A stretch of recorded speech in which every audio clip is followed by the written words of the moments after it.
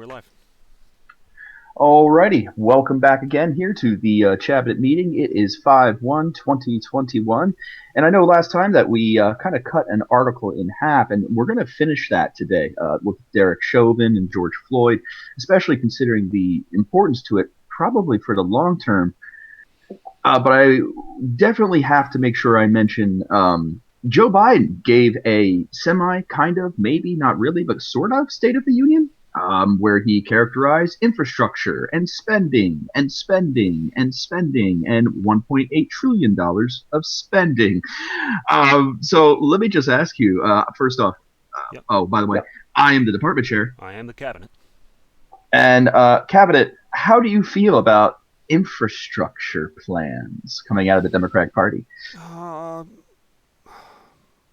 I wish I could say I felt differently about infrastructure plans coming out of the Republican Party. I don't. I'm again it all. I'm again it. I don't. Look, there are severe infrastructure challenges in the United States. There are things that sort of were established. I don't know. Eisenhower's plan to get tanks across the country in the 1950s, kinds of things. That maybe there are some bridges and tunnels, some of which are so critical to U.S. infrastructure as a whole that you could make arguments based on the Commerce Clause that it is not a single state's responsibility to repair them. Right. Okay. That's about the I would extent of agree with which that. I think that the government should be involved in any kind of infrastructure spending. Is that what we're talking about? Is that what Well, Republicans would be talking about? Let's just pretend that it was like, I don't know, Trump and an all Republican Congress. That's not what they would be talking about, would it? I actually think it would be what they're talking about. They would be talking about bridges. They would be talking about roads. They would be talking about, the whole system, I think. I think it would be very I similar think there to would be what a Joe lot of Biden's doing. slush money towards states that have obligations to repair some of these things that didn't do it. And I would agree with that. I Okay, think they would. so that's But that's beyond what I think the mandate is. But then now tell me what you think Uncle Joe's talking about. Well, I think it's the same thing you just said, except it's going to be money going to states that already have a pile of money from the previous few bills due to COVID, and they're going to use it how they see fit. Not to mention the huge amount of money he's aiming at a different form of infrastructure, aiming it at children. I mean, he talked about free college for the first 2 years in terms of Yeah, community that's college. that's not infrastructure spending. Well, he's Nor going is to there a turn it federal into that it mandate is. for it. I know, but he doesn't So, care. so this you is know. I'm against probably large chunks of what people would say is infrastructure spending. Probably against like 2/3 of it. I'm 100% against anything that any politician calls an investment in our future, by which they I was mean printing money in order to bankrupt us in the future for things that they think we want today. I was going to start whispering, investment, investment, investment. Yeah, no, it's so gross. It's not. That's not what an investment is. An investment is a risk. It's a risk proposition. You're saying we're going to put money down on this R&D program now, and in the future we're going to have this thing. Maybe. That's what an investment is. mm, mm, mm. The, I got to play a we're talking little about bit. cradle to grave education. He's talking about pre-K Well, and community pre-K, yeah, college for all citizens. right. That's insane. That part, I can be in the same ballpark as you with completely, without even a shadow of a doubt. But I do have to play devil's advocate with you on the other parts of infrastructure. Um, if it's actually legit infrastructure, which to me is factories and No, highways and all right. So bridges and tunnels. factories, really factories? Like you want Uncle Sam to like um buy Lockheed a new factory? Well, let me airports, ports, etc. Like not want to say modernization, but more efficiency in all those fields. Okay, It's not efficiency and government are, uh, horrible, yeah, those are not the same thing. right? I not even on the same continent. Yes, I know, Okay. but I must admit, one of my colleagues who I spoke with the other day was like, "You're right, but." it's basically the way it has to be. Like if I'm going to put, $100 in, I just have to expect that 40 of those dollars are going to be wasted to get to the process of where I want. I'm Well, like, but I hate you that. can have I hate that. contests, right? You can have like the government will award to the winner whoever builds the transcontinental railroad first. Okay, and that's what I wanted to step on your Okay. toes about. So you're not happy with the idea of government building these things, and I agree. I mean, I would be much I'm more also interested. kind of unhappy with the idea of like Elon Musk getting as much like money from the government as he does because I don't think that it's all legitimate. Like I think that if he had to really compete for things that people really wanted, he would not be as successful as he is. But his company's the best. Look, I don't think that I don't think it's all bad. So I'm not but I think that I think that there are perverse incentives. I think that there are Okay. demands being created by government that are not natural demands. And I think that that's Yep. okay Okay. for military purposes only. Okay. All right. So, well, I mean, in And it's reality, a if you want to look at necessary evil the in the economy. the national highway system is basically a giant airport for our planes. What is it? Like every 5 or 10 miles, there has to be a straightaway so planes can land on it. Okay, sure. So again, like if you're talking about like critical tunnels, critical bridges, you know, but Your bare minimum is kind of what you're saying. bare minimum, and it should be in many cases if it's a state-owned highway, then the state built that, and presumably when the state built it, the state planned to maintain it. And if they failed to do that, that's on that state, and their people have to Okay. figure out how to fix that. Get their politicians to stop wasting the state's budget on things that it shouldn't be spent on. Okay. So you would be much happier if the federal government went to California and New York and said, "Hey, your ports are out of date. Do something about it. You have the money. It's on you." And no, they don't have the money. They're insolvent, but not because they have been spending so much money on their ports. Because they have been spending Right. money that should be earmarked for their ports on monorails or Oh yeah. you know, Yeah. Yeah. Yeah. I mean in California's case, literally. Right. Um, all right. So two things before I forget. I think I'm already forgot the one, but before I do on both of these things, um, because you're saying you would incentivize, even though I know you hate that word, private companies to do the work instead of the national government. But Yes. I okay, mean, and as you how? just pointed out, that kind of works, even as much as I have complaints about the Elon Musk model. Right. So I know I look at Tesla as like a perfect example that Biden was saying, "Oh, I want to bring high-speed internet to the Poconos, right? The Appalachia, But where we can get I don't think 30%." that's a worthwhile government goal.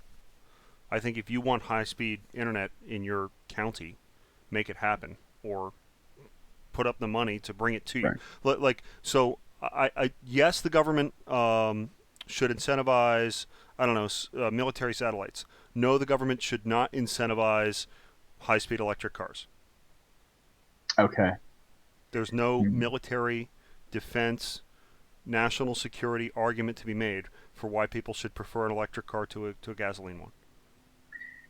And the argument I get from not just some of our colleagues on the left, but the argument I'm starting to see why they say it. And to a point, I have to admit, I agree with them. As sad as it is, not that I agree with them, but just that the lack of efficiency of our government, I guess, to some degree, is that we have to literally throw a pile of money to do something that otherwise isn't being done itself. Again, the Yes, but state is not again, doing if its it's job. not being done, maybe that's because there's no motive. No need for it. Yes, So how then do you compete? Even though right now we with an are more than autocratic competing. system. Yeah, this is a good argument to be had. Yeah, please. Say China. Well, look at China, right? They Sure. whatever they want to build, they're going to build it in Yeah. months, and it's going to be done, whether they really need it or not. They are looking long term. And there's one thing about the Well, Chinese we know: they're long term thinkers. How do we compete with that if we are not doing the thing we need to do now to be but ahead in the how do future? you know? First of all, you can't know what the future is going to look like. So when you talk about these massive long-term planning projects, you don't know that 10 years or 20 years or 100 years from now that those pieces of infrastructure will be of any value, Hmm. right? Well, I mean, ports. Okay, perhaps ports, right? But Prep for like prep for 5G. 5G, I don't know. I feel a little bit differently about that. Again, that seems rather monolithic and monopolistic because of government involvement. I think there should be probably a myriad of competing internet services. Um, Ports like, for instance, let's talk about Lyndon B. Johnson's housing projects. Go for it. Well, where are they now? These were massive government projects done by government fiat. Hmm. Successful? Yeah. Mm. I mean, we know the answer to that. Right, Not right. So, really. so I mean, when an autocracy, um, sort of like mobilizes everyone will help make this one thing happen. Yeah, you will make that thing happen. But whether or not making that thing happen at that cost was a good idea is another question. Yeah. And that's again like the whole thing with the childcare. I mean, that is a piece to do the other part he wants to do. It's not necessarily infrastructure, although he's combining the two things. The green energy. I mean, let's not even poke into that idea, considering how much do you have to destroy the environment to get the batteries to make the things that are green? It's a whole other Well, aspect of again, it. I'm with Bjorn Logberg on this one, who's been saying over and over again, if we spent 10% of what we're spending on green energy on the R&D end of things, uh, and then rather than pursuing existing technologies which we know are inferior to the ones we'll need, if your goal is really to reduce the climate by 1% 100 years from now, I don't even know if that's a good idea, but let's pretend it is. Hmm. Um, you don't even know what technologies you're going to need in order to do that. And by spending the money that you could be spending on R&D or could be spending, I don't know, growing the economy because you're not taxing it out of people's pockets to spend it on these technologies that are existing. Um, those are just wasteful, right? Like so if I build windmills and solar panels and batteries today with today's technology and I take, I don't know, $1 out of everybody's pocket to do it. Let's pretend it was only $1. Um, I'm going to get, I don't know, 0.02% towards my climate goal or whatever the heck. Meanwhile, all those dollars that are not in people's pockets are not fueling the economy, are not making us wealthier, are not um, sort of and real dollars, not just like printing money, inflation kind of money. Um, Right. that could be growing our shovel with which to fill the hole, right? And instead, Right. you're taking you're taking pieces of the shovel and using the shovel itself to fill the hole. I guess that's if I'm making any sense there with my mixed metaphor. No, you are. I'm just trying to think. I guess what I have seen on the investment front, again, not necessarily the way we were just describing it, but I've been literally investing money, as you know, in the stock market here and there. I'm trying to think long term because it's not like the bond market's doing anything right now, or will be, sadly, but that's a whole other thing. I'm seeing a lot of companies going towards green energy, and a lot of that is coming from state incentives, or like the EU, or now from our federal government. Um, and of course, it's really entertaining because I see this and the prices of clean energy stocks have gone up 30, 40, 50% in a matter of months. Crazy amounts. Yeah, And all the oil companies have gone down significantly. Now, I was smart enough where I bought into both of them when they were at lows, right. and yeah, oil's going to come back. I mean, it's going to. It already is. I mean, it's already up how many percent in the last 2, 3 months? Yeah, self-evident. And it's something I explain to our clients. I say with a chuckle, is the day that every jet fighter and every tank doesn't run off oil will be the day we don't need oil. Yeah, and well, and it's not just because then people interpret that as, oh, we need to prioritize making sure that those things don't run on oil. And it's like, no, you need to prioritize that not running those things on oil is cheaper and better than running them on oil. Efficiency, efficiency, efficiency. And by the way to do that is not to penalize running them on oil with a tax or a tariff or a mandate, right? That's not Right. technically. This is my problem with Elon Musk. His car would not be profitable outside a market where the government incentivizes and gives him tax breaks to build that car. Right. And that's why I'm like, it's funny where we have, Biden instantly became president, shut down the Keystone XL pipeline, and he's shutting down all these things he says about oil. Yet quietly, some other pipelines have been brought back into the fold, with ironically support from very weird and surprising sources that originally had government support in other ways. So it's funny, we'll say one thing, and it's obviously we need oil. It is a national security thing, so it's not going away, and it's not going away soon.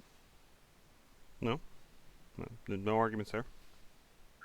So, I mean, there's so many things involved with that, but that is the gist. Yeah, it's going to be interesting. I really don't think that the Republicans are going to be able to stop the Democrats on this. It seems that they're already No, prepping to push it's all past Joe them. Manchin. If Joe Manchin wants to stop it, it stops. If he wants to go through, it goes through. They're courting him heavily, and it looks like But it's he's. also Yeah. you do have some weak Republicans who will go over for certain issues. It was astounding to me. I think more than half the Republicans in the Senate went over for the Asia hate crime bill or whatever the heck it is. That was one of those bills that's just, I'm going to pin this on you if you don't agree with it. Okay, stand up and let it be pinned on you. What good are you as a politician if I put you in there, right? Like you're my prize fighter in the ring. That's why I voted for you. I want you to fight. I don't want you to bend over and then allow this thing through, and then I end up in the fight, right? Hmm. With this 800-pound gorilla government telling me, you are this ism, you are this terrible thing, you will accept this pin because your Republican senator didn't want to have that pinned on him. Hmm. So It's obscene. it's going to be interesting to see what Manchin does. Yeah. And I'm giving that about a month before that reaches a head. So I'm sure we'll be talking about it sooner than later. You Regardless, think the infrastructure spending will be the thing that comes through ahead of he's HR going to be. one or any of their other obscene priorities? Yes, I think that this will come out. Of all the things he's throwing against the wall right now, this is the thing I think he's going to get passed. Yeah, he talked about HR1. Yeah, he talked about $15 minimum wage. But $15 minimum wage was already dead. That's not happening. It's HR irrelevant one, in our current inflation environment. It's a meaningless number. yes, it is. And then HR1, my God, please, if that passes, oh my God, Yeah. I read it and I just get sick to my stomach every time I read it. Mm-hmm. We did that. All right. Yeah. So we should read this. I'm letting us fall behind. I will, for a change, I will keep my commentary to a minimum, and I will read the words, and I will let you comment, and then maybe I'll chime in at the end. So here we go. Oh, you better chime in. There's always good stuff from Oh, you. I will. There'll be enough. A guardian rather than a warrior mindset. Until Floyd's death last year, no brighter public spotlight had been cast on aggressive policing than the aftermath of Brown's death in the St. Louis suburb of Ferguson. Provocative law enforcement tactics, especially those used to put down the civil unrest following Brown's death, prompted the formation of the presidential task force that delivered the national warning on the potential perils when police agencies lose the trust of the communities they serve. You want to remind me what Brown's death was about? Um, yeah, he was being hostile, if I remember correctly, to a store owner. He didn't. Did he hold him up? No, he didn't hold him up, but he was very Oh, this was aggressive the to the guy store owner. outside the convenience store, gas station store. I'm pretty sure that's the one. Yeah, Okay. and obviously I'm not Yeah, I trying to. remember the details of that being very different than what was initially reported. Cool. Right, and I'm watch me get it wrong right now, and I'm mixing things This up. was the one where um, there was there was a firearm like wrestling match in the car, basically. I think it was right outside the car. Let me see Yeah, here. well, the actual shooting occurred outside the car. Um, but yeah, I remember now. But there were shots fired inside the car. Yes, yes, yep. I remember. Okay. This was I mean, the wow, this was the hands up, don't shoot. that's been culturally buried. That particular story. So here it is, USA Today bringing it up. Yes, the hands up, don't shoot. But again, like, and this actually goes directly into what we're talking about. Is that okay? So USA Today is saying that the police lost the trust of the community, but that kind of has to go both ways to some degree. If you have people, and mind you, I'm never judging an entire group of people by the actions of a few, but I'm sure that there are some people in the African American and Hispanic communities, as well as in some other places, who look at Whatever a law community enforcement. is. But yeah, go ahead. Right, but they're looking at police immediately negatively. Right. I reject So, the framing of communities, but yes. right. But again, you you do not live with a Latina woman Yep. who reminds you of this constantly, and it makes sense. But I also counter her perspectives, from ours. It's just so fascinating. Again, that we have, I don't want to say tribalized, but that we have to some degree tribalized our perspectives, and it shouldn't be that way. Right. But nonetheless, here we are. So It goes both ways. It's a right. double-edged Um. sword. All right. So yep. All right. Continuing. I'll just yep. Law enforcement culture should embrace a guardian rather than a warrior mindset to build trust and legitimacy both within agencies and with the public. The task force concluded law enforcement cannot build community trust if it is seen as an occupying force coming in from outside to rule and control the community. Okay, but yes, it shouldn't be seen as an occupying force. Yes, it should be much more local than that.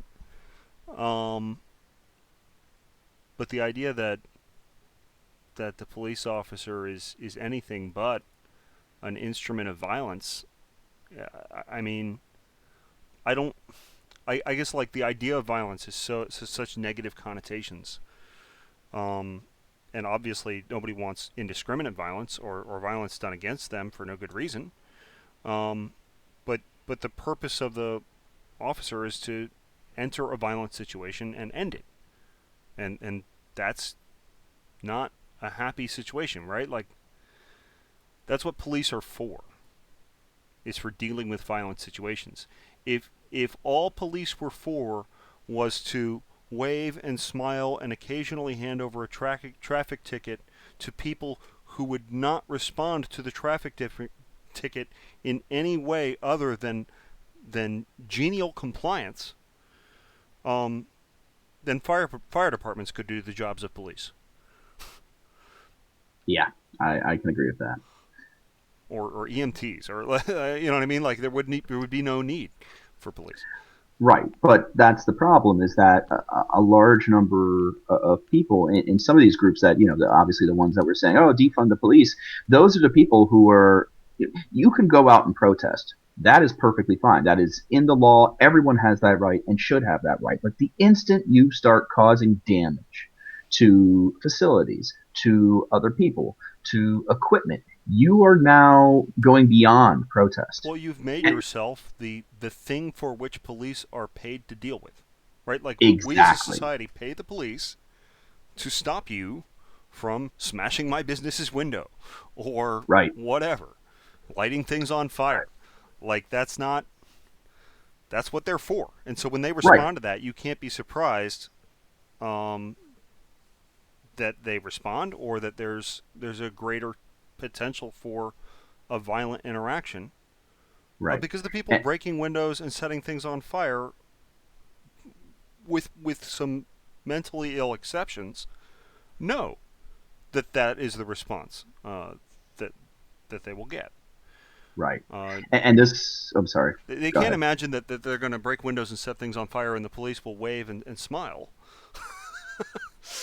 I mean, some of them actually think that should happen, but that's Right. that's embarrassing in itself. But that's not usually where it starts. Obviously you have a protest or something like that after a certain event has happened, and again, the fact that people watch these videos after an event like that happens and still want to go out and protest, thinking that the officer is in the wrong, is amazing to me. Now, mind you, if you have an instance that could go one way or the other, say obviously with what we're talking about right now, with George Floyd, then I can understand it, but not the whole point of destroying stuff, right? So Floyd resisted arrest. He did. He resisted arrest. Now you could say it was due to mental illness. You could say he was scared, but you resisted arrest. Right. Does this happen if you don't resist arrest? If you don't resist arrest, then there's a much higher percentage chance that you're going to be fine. But if you resist arrest, what do you expect is going to happen? And all the videos of everything we see, usually 90% of the time, is people resisting arrest. Now, if some officer does something they shouldn't have done, I'm reminded of a video that came out 2, 3 weeks ago. Did you see the video of the was a U.S. Army lieutenant, I believe, African American gentleman who was in his truck who got pulled over by police and the police pepper sprayed him? No, I have not seen that video. Okay, so there was a traffic stop. The guy got a brand new truck. Apparently, they couldn't see the paper tags he had or something in the back window, if I remember Okay. correctly. And the police pull him over, and he has his hands outside the window. And they approach the window, with guns drawn. Right. And I mean, mind you, I guess he ran through pretty quick. He might have also broke the speed limit. But first off, that probably shouldn't be happening right away. But regardless, the lieutenant was saying, "What officers? What did I do wrong? Officers, what did I do wrong? Can you please talk to me? Please talk to me." Now, mind you, you can also do that excessively, and that can be considered resisting. But the Yeah, that could officer be was erratic like, behavior. I mean, yeah, I mean, clearly they overreacted and they interacted with this man in the wrong way. right, but you can see in the video, like the one officer is like at the appropriate level. Mind you, he still had his gun drawn, like he was talking to the guy in a calmer way. And you can see the other officer is like at like a 9.5 on the scale of 10 of like freaking out at this guy. Look, And I'm all for some de-escalation training, but I'm not sure that de-escalation is the right tool for every situation. right, Right. Clearly, that situation, some de-escalation probably would have gone a long way. Um, I just, the, I think my problem. Well, yeah. Let me read the article because my problem is right here with this guardian versus warrior mindset principle, well, and there's this report that the Biden White House has put out. Apparently, it was put together by Lori Robinson, who is this you know professional activist okay. lawyer. Um, See, I don't have a problem with the idea of embracing a guardian mentality over a warrior, but that's also because I see a guardian as someone who, yes, will approach things a certain way, but the instant it turns the other way, I turn into a warrior well, but I because, think that phrase is a euphemism for the police should be defanged. right. See, I mean, that's okay. Let's read the rest of the article. You see if you come to a different conclusion by the end of the right, article. go, All right. right, go ahead, But yeah. we realize because of the decentralized nature of policing, there are an estimated 18,000 police agencies, that this was not going to produce an accelerated solution. This was going to be a long haul. Oh, they want to centralize it too. Um, Oh, I don't mean to interrupt you, but you skipped a little bit there. You're a okay. little higher up above the photo. Yeah, yeah. Former assistant attorney Laurie Robinson, co-chaired the policing task force, said there were high hopes that the task force's work would make a difference. Um, so they want to. They're like, but there's 18,000 local police agencies. Oh my God, how could we possibly control them all? The next Yeah, and then step there's for a policing has to there's involve putting pressure on law enforcement, leadership, and labor unions. They're going to have to think long and hard about what lessons they have learned or have been learned. At the There's end of one the other Yep, go ahead. caveat. Again, I'm sorry to interrupt you, but there's another thing, even above the 1,800 police agencies. I mean, just to answer the question you said, like the way they framed it, go up a little bit more, just above the paragraph right above the 1,800. The idea that police officers are warriors means that in war, a certain number of casualties Oh, are acceptable, Harris said. That has no place in law enforcement. That just has to go. no, that has a place in law enforcement. Disagree? That's right. I have to. I don't want to agree to that, but at the same time, I'm a realist in If you have a certain nation with aspects. 320 million people or whatever we have, right?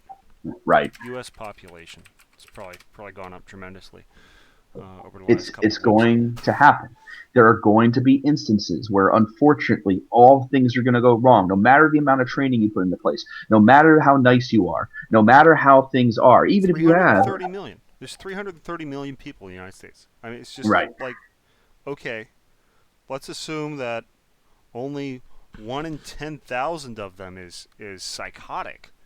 Um, how many police do you need? Well, some percentage of your police are going to be terrible, terrible, murderous, villainous people who are secretly serial killers. Some percentage of police, once the numbers are that high, right? Like Yeah, so, that's ooh. like just The, statistically, that has to happen right. somewhere. It doesn't mean Right. that it's the rule. It shouldn't be. It means that you should be doing everything you can to prevent that or root it out or whatever. But it doesn't mean that you can't expect you can't expect to solve this. Right, See, right. I'm It's like aiming the other way. it's the I'm just saying diminishing returns. Here we have this incredible uh, civilization where people have cold water and electricity and um, most people go through most of their lives without being in deathly fear of existential threats. Um, there there are going to be some times and places where it's not perfect.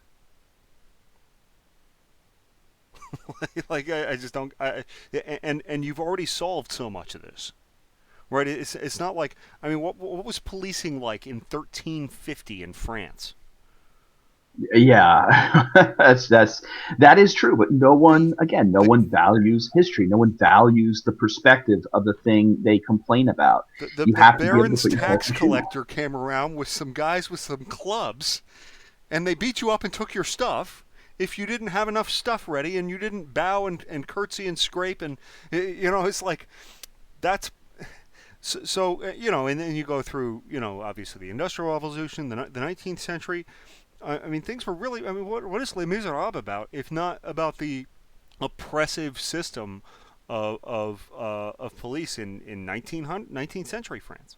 Yeah, Um, or even 20th century United States. My great grandfather was a coal miner up in the Poconos, and he actually got elected to be the tax collector. Because otherwise, what was happening up there is that all the miners with shotguns were shooting at anyone who came on their property who remotely looked like a tax right. collector, and Right. they So it was like, all right, you guys choose somebody.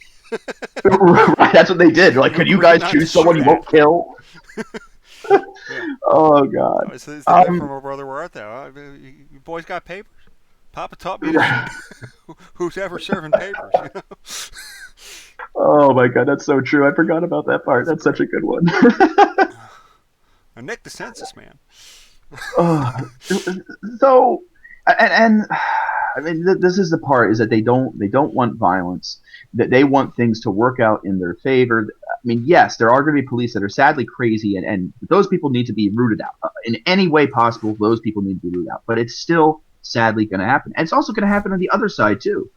There was a video right from Lancaster just last year where a police officer went to go check on a civil disturbance, and he knocked on the door, and this guy, who was apparently the son of the person who called it, ran at the guy with a steak knife. And the officer ran away from him for like 25 yards, turned around, shot him in the chest twice. Yeah.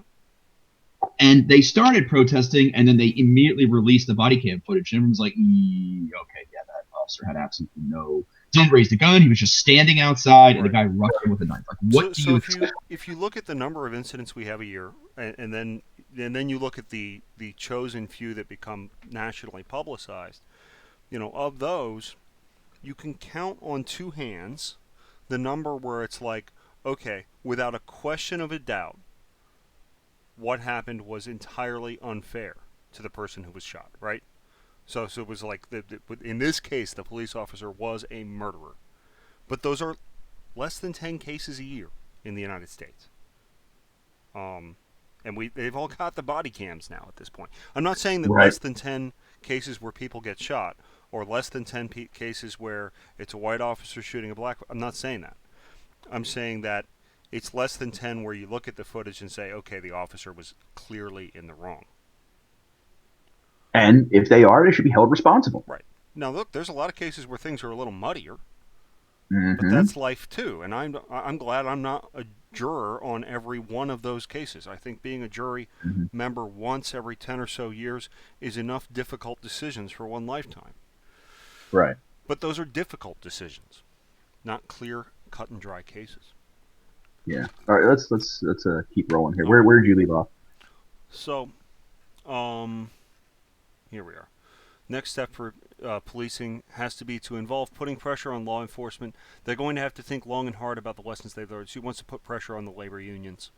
At the end of the task force's work in 2015, Robinson called that then President Barack Obama asked her and co chairman Charles Ramsey, a former police chief in Washington, D.C. and Philadelphia, if there was an aspect of law enforcement that required more examination.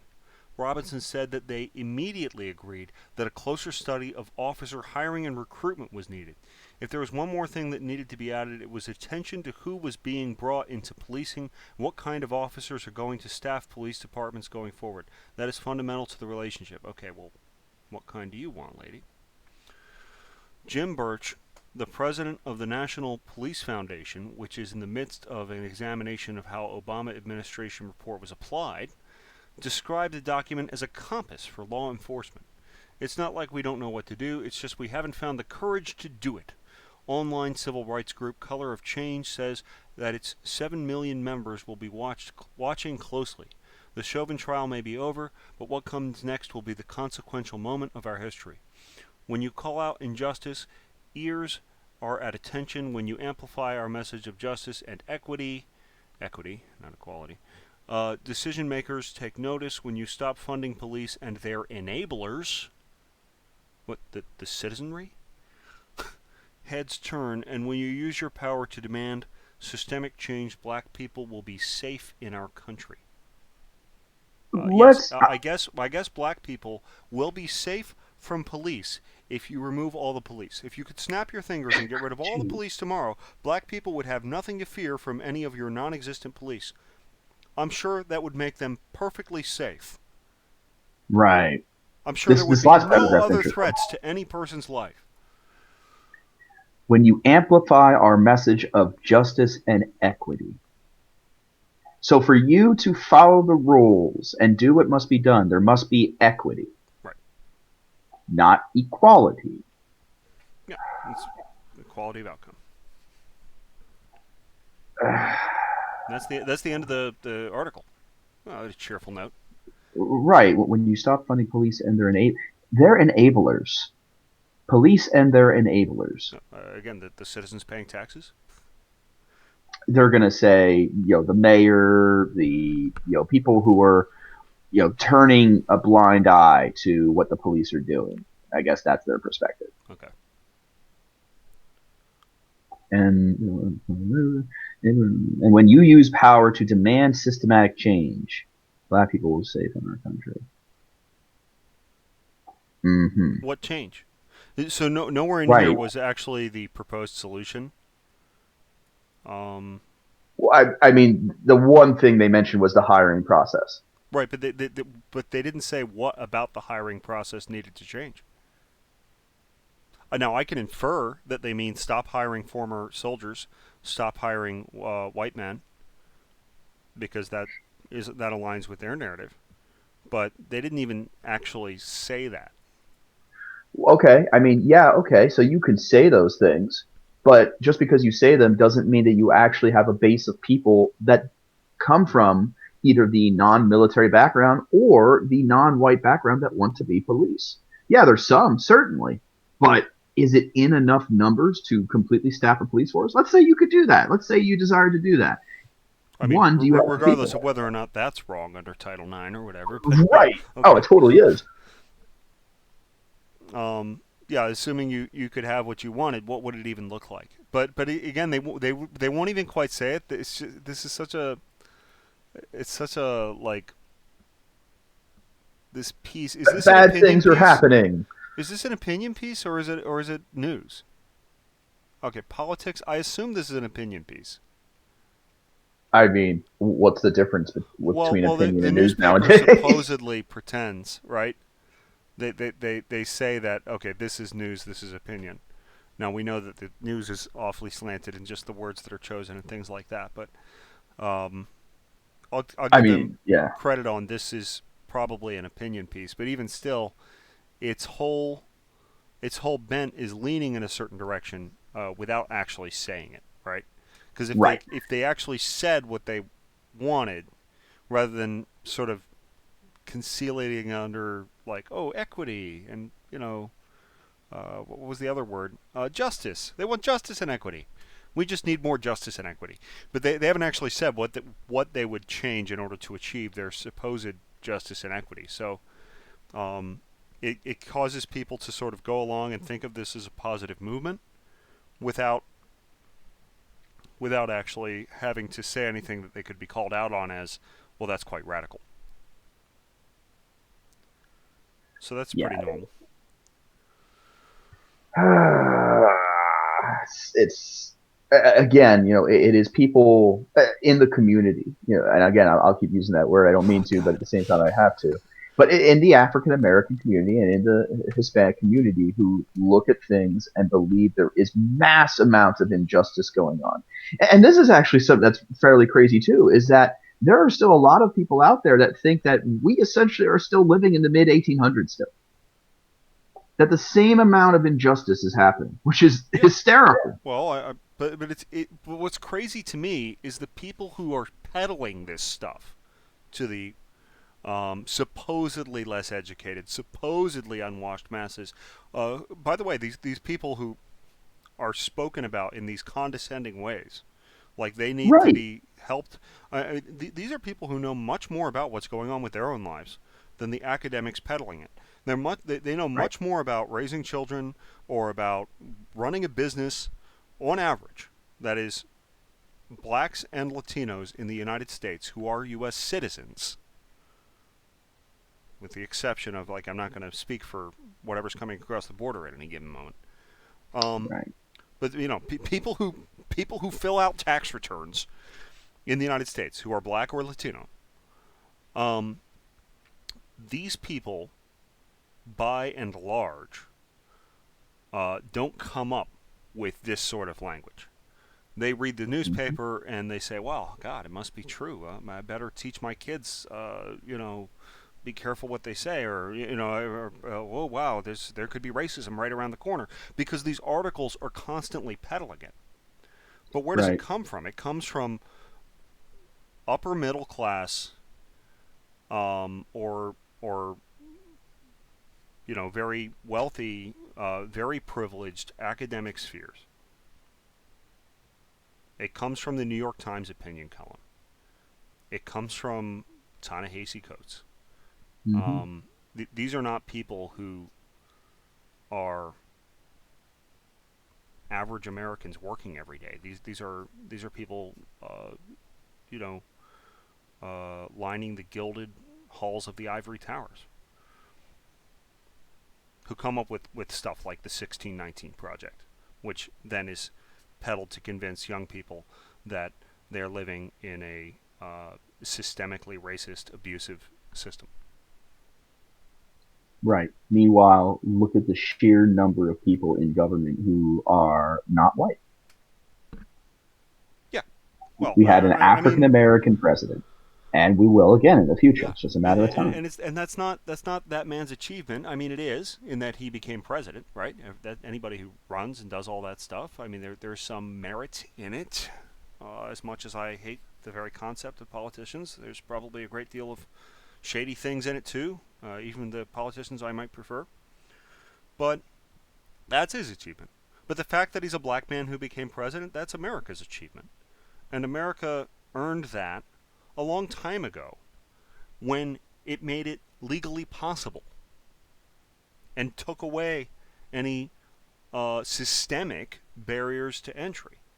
And then it was simply all that remained was for someone to convince through persuasion the average voter that that man who happened to be black would be the preferred president. But the achievement was signed into law in 1968 or whatever. I mean, in It's terms of yeah, getting away with whenever it is we did away with Jim Crow, um, right. I would say that under Jim Crow, would it be possible for a black man to be president? No, probably too many of the former Confederate states would have too many barriers to entry for him getting on the ballot, stuff like that. But now, really from 1969 forward, I can't imagine that any further legal progress needed to be made. And it was, Well, then it's hearts and minds and stuff like that. But you've always been welcome to try and persuade people that you are the desired candidate and that your opponent is a filthy rascal, right? politics. Right. But we've had black fighter pilots. We've had black men go to space. We've had black men and women head the State Department. Uh, so, was it? Was Condoleezza Rice sex state under Bush? I think so. Yeah. So I mean, we have we've had two black Supreme Court justices, at least two, three, I think. So Condoleezza Rice, Condoleezza Rice. Yep, Secretary of State. yeah. So it's very clear that when they talk about when the intellectual left talks about systemic racism in the United States today, they're talking about preference for classical architecture or a preference for listening to Bach or you know what I mean, like they're not talking about um, laws that prevent people from having the same opportunities as other people. It depends on which group you're talking about. Yeah, well, I mean the intellectually, Some of them, the people who some, write some, columns like this. yeah, some of them, but definitely not all. I mean, some of them still think that there's not enough in politics, in companies, and things of that Well, nature. what I'm Like saying is, that, but like, what's left to change? Like in terms of you want to change the law. it's that's the It's part that's pushing. so their position is either that they want like radical affirmative action, or they want culture to change by law, right? They want laws that affect culture, laws that Exactly. require that people, um, I don't know, be exposed to things that they perceive as culturally black, right? So they want, like, I Right. don't know, in Biden's pre-K program, 3-year-olds to be exposed to hip hop. And look, I don't have anything against hip hop. I would probably let my 3-year-old listen to some if it was not, you know, wrong for a 3-year-old to be hearing. But um, I'm not sure that, I guess I'm making a crazy case because I'm sort of imagining what these people would do. But that seems to be their grievance, that there are aesthetic preferences that have been handed down to us by people who were white and had power, and therefore these aesthetic preferences must be challenged as oppressive.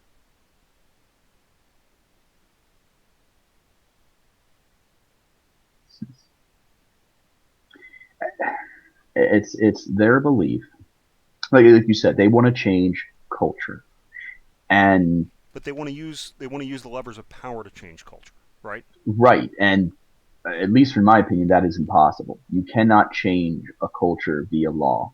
Culture changes on its own, and that's just inevitably what happens. Law comes after Well, I mean, cultural but change. you can You in can an autocratic sway. system. You can sway. It doesn't mean it actually works. But I mean, an autocracy can absolutely change culture, and it doesn't mean there won't be like a strong counterculture. But the USSR certainly managed to entire generations of people lived and died under that system, where the government told you what it was okay to listen to, or okay to watch, or okay to say, or think. So under an autocracy, you can absolutely change culture. Hmm. I think it's too. It can be done, but it I takes think too there's a much time. tremendous cost. There's nothing good about it, Yeah. but I think you can absolutely do it. To tell me that the culture of Hong Kong has not changed in the last 15 years as a consequence of the political behavior of those in power. You see a lot of people No, they carrying can sway it. Yeah. umbrellas through the streets lately. Yeah, they can sway it. Yeah. Oh, that's If been you tamped allow down, them right? to. So there's in Yeah. the hearts of the people who remember the times when you could carry an umbrella through the streets of Hong Kong. You know, that's still a part of their culture. But well, to do it is a death sentence now.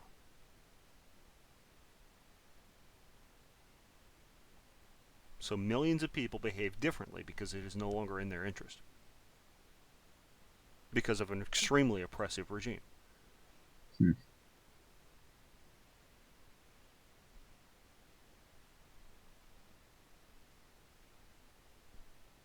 Hmm. Well, that's cheerful. That's all I've got. Yeah, what a great way to end. Yes. I guess we'll move on to Epictetus. But I'll let you Yes. get the last word on any of this. Chauvin, cultural perceptions, my crazy rants about, what race or law. Well, I think something interesting that might occur, and mind you, I don't know if it's going to happen now. The Latin American community, um, I mean, they voted in huge numbers, more than anticipated for Trump. And I'm curious, as much as I can't stand the GOP sometimes, I'm sure you can't because we've talked about it. Right? I'm curious if they're going to try to capitalize on that, if Well, they're going to try to sway that group. And if the African American community sees this switch, how many of them will switch? How many of them will be like, do I really have to feel pinned to a party? Which you shouldn't, no, you shouldn't. but So my trouble with the GOP is I think they'll take the wrong lessons, as they often do. I think the correct lesson to take is that um, Latinos and blacks in the United States perceive of themselves as individuals more than the Democratic Party wants to admit. That they are not um, a, a monolithic voting bloc, and they're not. They are more interesting than a group label, right? So if you take five random Latinos or five random black people out of the phone book, not that there's a phone book, but if there were, you would find out that they are all very, very different people exactly. with different backgrounds, different experiences, different priorities, different concerns, and some of them might have more in Mm-hmm. common with five random white people in the vote in the phone book than with each other, Mm-hmm. based on completely other things. Mm-hmm. And it's just like, if the Republican Party understands that those who switched over and voted for Trump were not voting for him because they thought that he was concerned that people with skin color like theirs, or with language experiences like theirs, or whatever. Um, that they voted for Trump thinking this guy's going to make my life better, not because he's telling me I'm going to make black people's lives better, not because he's telling me I'm going to make Latinos people's lives better, but because he's telling me I'm going to improve the economy. I'm going to make everybody's life better. I'm going to give everybody a little bit more of a sense of, uh, you know, optimism about the United States. What we used to call patriotism, without getting all crazy nationalistic and jingoistic about it.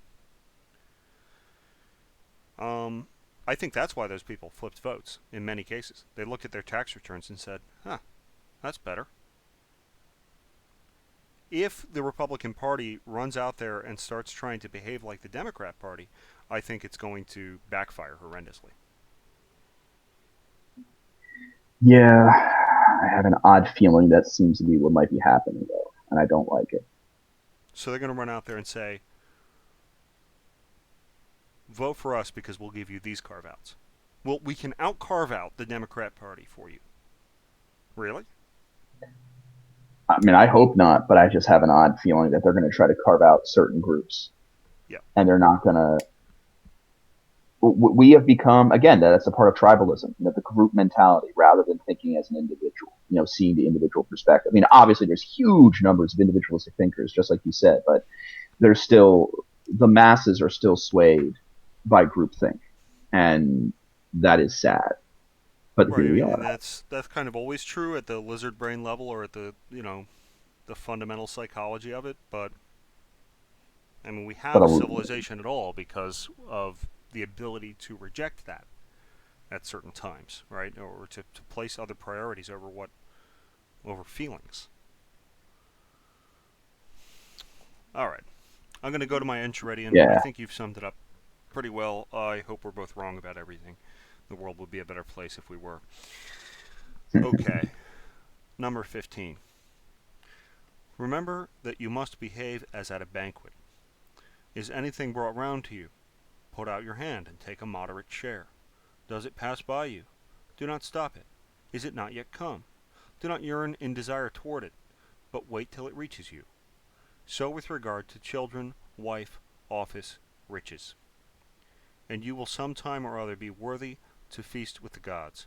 And if you do not so much as take the things which are set before you, but are able even to forego them, then you will not only be worthy of the feast worthy to feast with the gods, but to rule with them also. For by thus doing, Diogenes and Heraclitus and others like them deservedly became divine and were so recognized. Okay, I'm not the biggest fan of Diogenes, but I see the point. that's a it is a pretty good one though. I like it Yeah. Of Diogenes? a little. Barking like a dog in the street, this sort of thing? Mm-hmm. Okay.